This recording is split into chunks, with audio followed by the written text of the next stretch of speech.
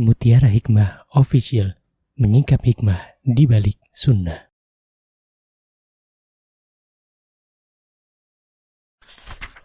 Salurkan donasi terbaik Anda untuk mendukung dakwah Mutiara Hikmah Official.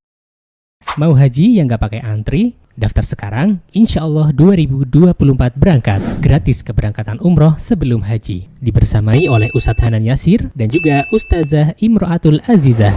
Buruan daftar sekarang juga, sebelum harga naik.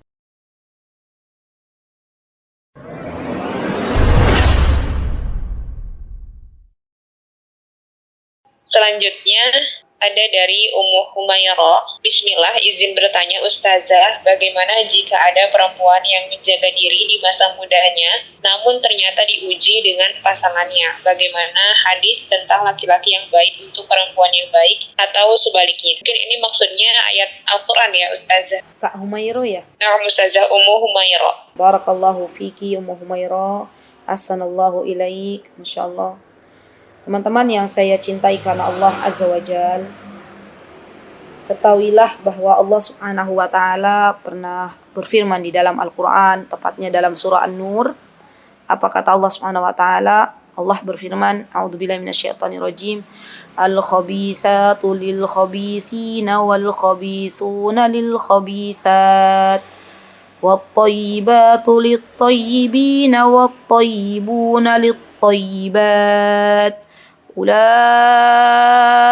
mubarra'una mimma yaqulun lahum maghfiratun wa rizqun karim.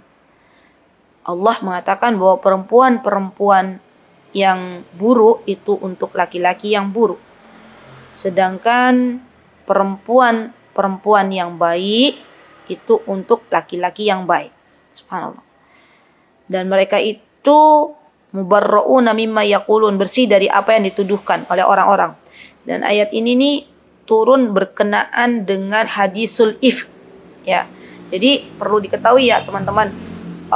Teman-teman belajar lagi apa itu hadisul ifk, ya tuduhan bahwa Ibunda Aisyah radhiyallahu anha itu dituduh oleh orang-orang munafik beliau berzina, padahal beliau adalah wanita yang suci. Beliau adalah wanita yang baik. Maka Allah Azza wa Jalla membela Ibunda Aisyah atas tuduhan yang keji dari orang-orang munafik bahwa Ibunda Aisyah itu ya Allah pasangkan dengan Rasulullah SAW. Dan Rasulullah SAW adalah laki-laki yang baik. Gitu. Jadi asbabun nuzul dari sebuah ayat juga perlu kita ketahui bersama. Ya. Dan ini Masya Allah ya teman-teman, ketika kita mengetahui ayat yang berkaitan dengan ini akhirnya kita tahu, oh ternyata ayat dalam surah An-Nur ini berkaitan dengan peristiwa hadisul ifk ya. Peristiwa di mana Ibunda Aisyah dituduh ya. Nah, kalau misalnya ada sebuah kejadian bahwa ada seorang wanita yang baik ya, ternyata Allah pasangkan dengan laki-laki yang tidak baik.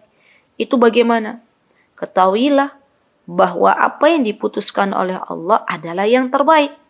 Bisa jadi kehadiran antum misalnya sebagai wanita baik pada kehidupan suami yang belum baik, itu diantara tujuan yang Allah inginkan adalah untuk memberikan penjelasan, memberikan petunjuk dari petunjuk al-irsyad, karena petunjuk itu ada dua.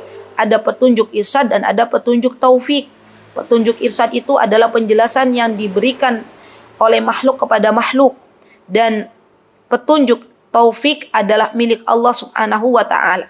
Jadi sadarilah bahwa ketika Allah ternyata menggabungkan antara wanita yang baik dan Allah takdirkan dengan laki-laki yang tidak baik, itu bukan karena keburukan dari Allah, bukan sama sekali, tapi Allah menginginkan kebaikan.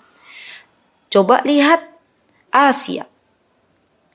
Asia, istrinya Fir'aun. Apakah dia wanita tidak beriman? Dia wanita beriman.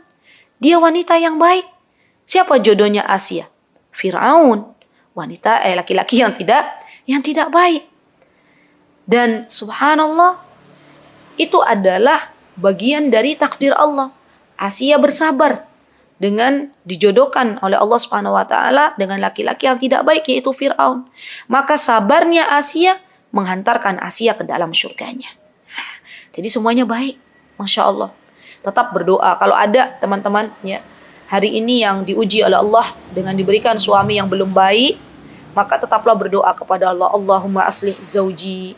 Ya Allah, perbaikilah suami hamba ya Allah.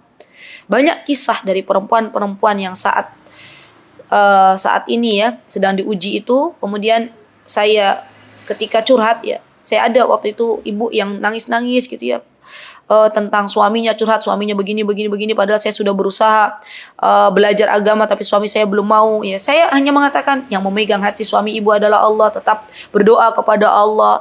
Tidak lama kemudian saya melihat ibu itu datang lagi, tertawa dengan senyuman dan mengatakan, alhamdulillah, saya bersyukur kepada Allah. Allah telah memberikan kepada suami saya hidayah, petunjuk 180 derajat berubah. Lihat teman-teman, siapa yang memegang hati suami kita? Allah.